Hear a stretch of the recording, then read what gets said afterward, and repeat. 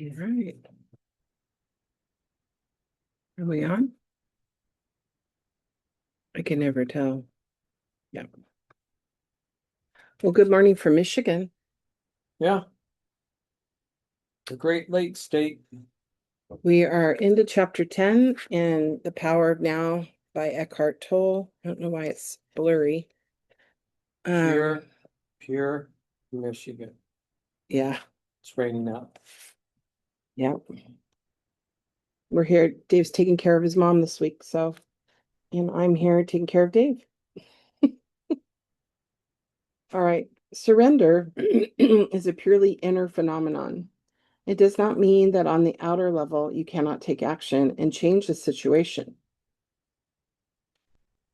In fact, it is not the overall situation that you need to accept when you surrender, but just the tiny segment called the now. It's really interesting. Surrender is a purely inner phenomenon. For example, if you were stuck in the mud somewhere, you wouldn't say, "Okay, I resign myself to being stuck in the mud." Resignation is not surrender. You don't need to accept an undesirable or unpleasant life situation.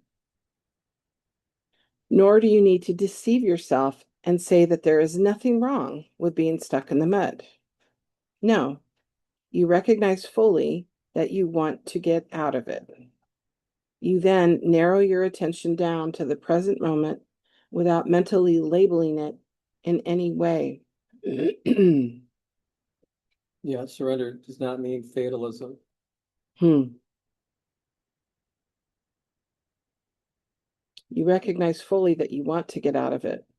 You then narrow your attention down to the present moment without mentally labeling it in any way. This means that there is no judgment of the now.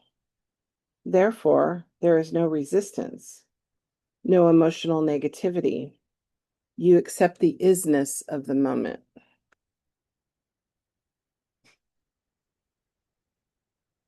Then you take action and do all that you can to get out of the mud.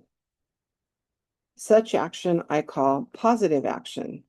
It is far more effective than negative action, which arises out of anger, despair, or frustration. Until you achieve the desired result, you continue to practice surrender by refraining from labeling the now. Let me give you a visual analogy to illustrate the point I am making. You are walking along a path at night surrounded by a thick fog, but you have a powerful flashlight that cuts through the fog and creates a narrow, clear space in front of you. The fog is your life situation, which includes past and future. The flashlight is your conscious presence. The clear space is the now.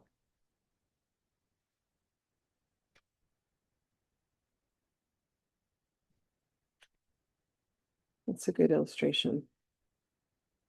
Do you want me to read it again? Sure. The fog, I don't know what I'm pushing against. Does this go through? A box. Oh, okay.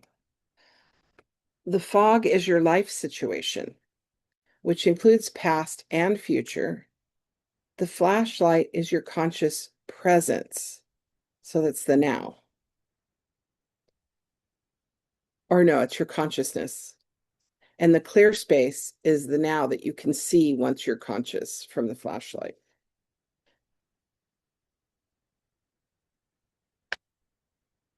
Non-surrender hardens your psychological form, the shell of the ego, and so creates a strong sense of separateness. It makes me think of disintegration, separateness, disintegrating, like the opposite of integrating and being whole. Non-surrender hardens your psychological form, and there's that word form again, the shell of the ego, and so creates a strong sense of separateness, an illusion of separateness. The world around you and the people in particular come to be perceived as threatening. Boy, that's really relevant. The unconscious compulsion to destroy others through judgment arises, as does the need to compete and dominate. Even nature becomes your enemy, and your perceptions and interpretations are governed by fear. The mental disease that we call paranoia is only a slightly more acute form of this normal but dysfunctional state of consciousness. From fear. Fear. So from It's all fear, it's all governed by fear. we become paranoid. Fear leads us to paranoia. Yeah, your perceptions and interpretations are governed by fear, by the illusion. And it forms you into something substantial from something insubstantial. That's why war materializes out of nothing but an idea of fear. Not only your psychological form, but also your physical form, your body, becomes hard and rigid through resistance. Tension arises in different parts of the body, and the body as a whole contracts. The free flow of life energy through the body, which is essential for its healthy functioning, is greatly restricted. Body work and certain forms of physical therapy can be helpful in restoring this flow, but unless you practice surrender in your everyday life, those things can only give temporary symptom relief since the cause, the resistance pattern, has not been dissolved. I'm just going to go to here.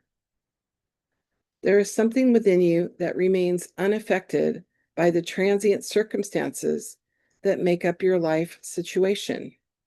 I like that word, transient circumstances, because we see them as more solid and immovable. They're what they are. Instead of seeing them as clouds that are passing by that are going to evaporate in a few minutes. Yeah. I mean, that's not to dismiss it, but it's not. We make a mole, what is it? Mole out of a mountain out of a molehill. Mountain out of a molehill. Yeah. There is something within you that remains unaffected by the transient circumstances that make up your life situation, and only through surrender do you have access to it. It is your life, your very being, which exists eternally in the timeless realm of the present. Finding this life is the one thing that is needed that Jesus talked about. Is that the conversation with Mary and Martha? Yeah. Where he said only one thing is needed? Is that what he said to her then? In that? And Mary has chosen it, right? Yeah.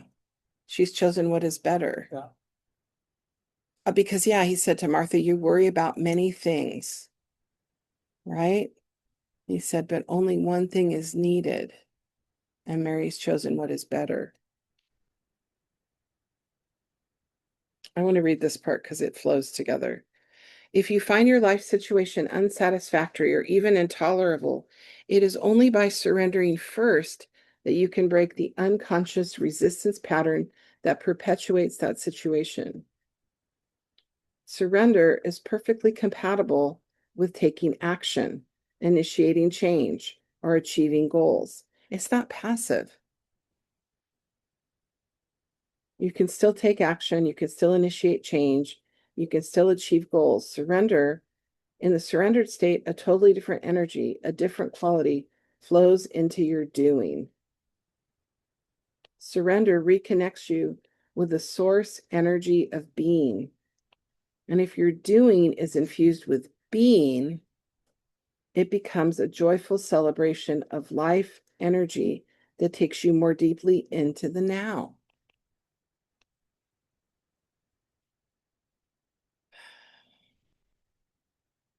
Again, it's holding it all in tension, babe. Through non-resistance, the quality of your consciousness, and therefore the quality of whatever you are doing or creating, is enhanced immeasurably. So Martha had to surrender the doing and move into the being. Both. Let She the didn't have being. to relinquish. She didn't have to relinquish the doing. She could still run around in the kitchen, but she had to connect and integrate her now, her being with it. Because he says the one thing that is needed is being here and now in the present.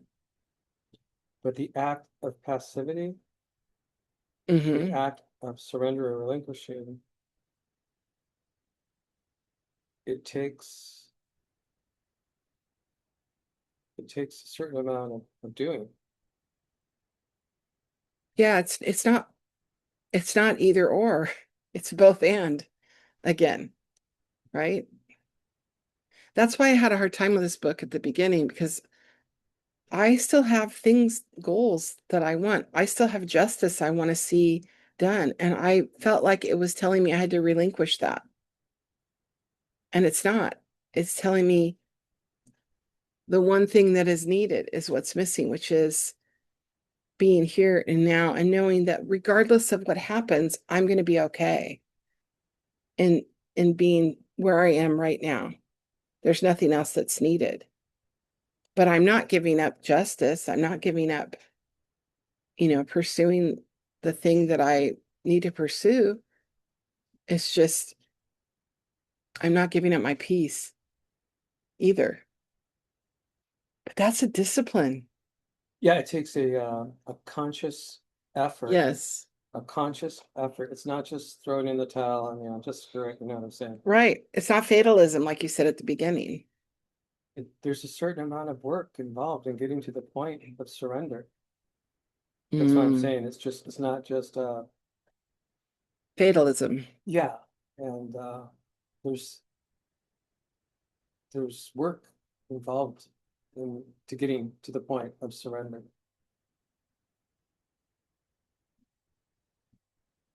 That's hard to do. And most of that work is inside of us. It's the inner dialogue that we have. Yeah, there's a lot of battling going on, Yes.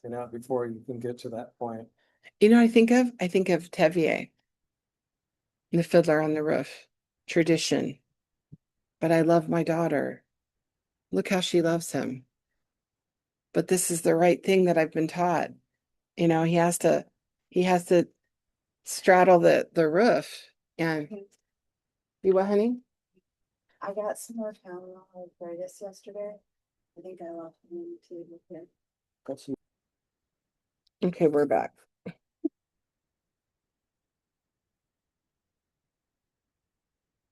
So we were talking about balancing, surrendering with action. It is, how surrender takes work and effort. yes, It's not just yes, a passive it's a practice. thing.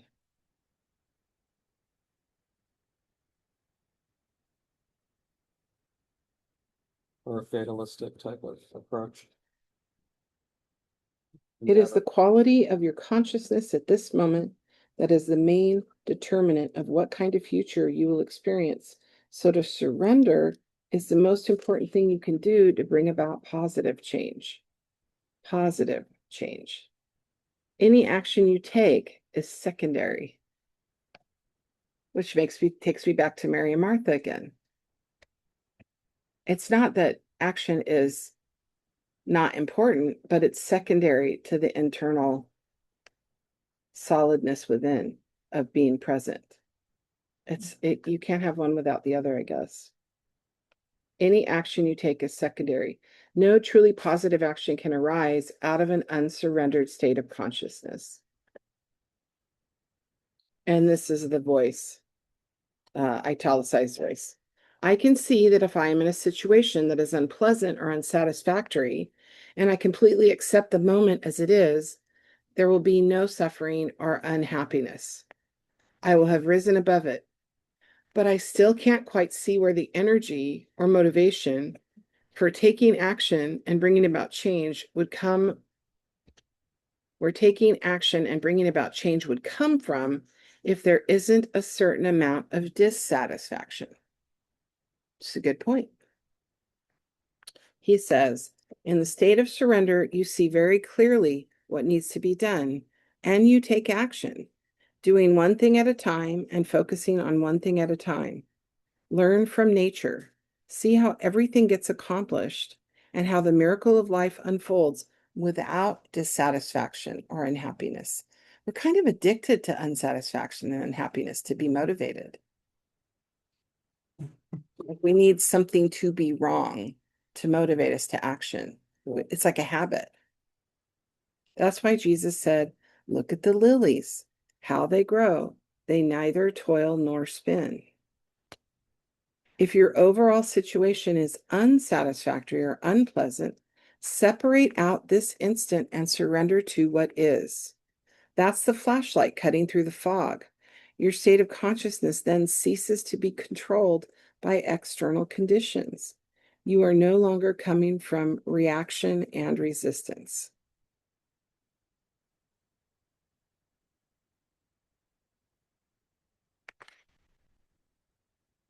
And nobody showed us better of what it means to surrender than Jesus.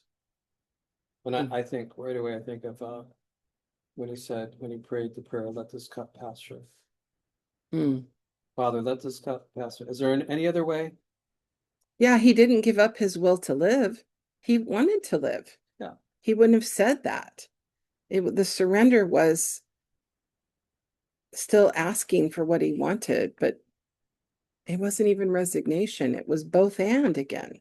Yeah, it was hard, but he had, like the other scripture says, he had his face toward Jerusalem, and it was committed. It was resolute. Yeah, because he knew the joy. I like that you said the word resolute and not resigned, Yeah, because resignation is negative, or resolution is he was resolute. positive. But do you think that he grappled like any human? Like, Of because course. I remember thinking when I was young, well, of course he can go to the cross because he knows he's going to rise again in 3 days, and you know. But did he? Didn't he wrestle with it? I mean, why would he ask if there was another way? Why would he? Being facing the crucifixion any easier, you know what I'm saying? But I also wonder if he had his own doubts. I mean, he felt forsaken, you know. Well, he feels what we all do, even though God didn't forsake. Hey, no, but he felt it as a human, trapped in time and space. He questioned, just like John the Yeah, Baptist it was questioned. not. It's never an easy surrender. It's never easy. No, But he showed us how to do it, yeah, and that it can be done. he showed us how to do it fully human. Then look at the specifics of the situation. Ask yourself, is there anything I can do to change the situation, improve it, or remove myself from it? Let this cup pass. If so, you take appropriate action. Focus not on the 100 things that you will or may have to do at some future time, but on the one thing that you can do now. And it goes back to what he said to Mary, the one thing that is needed, which is being in the now, being right here. I think somebody's here. Is that your mailman? Hello. Hello? Oh my gosh, I think I know who this is. Oh my gosh, what a surprise. Man. Why did you get up? We're old. It's good to see I don't know if I'm going to be able to get you. up. It'd probably take me 10 minutes because we're doing. Nice to meet you too. I Nathan, take my hat off, but I've been at my dad's for 3 days and we've been fishing and that. I am so jealous of you Why is that? because you just spent all this time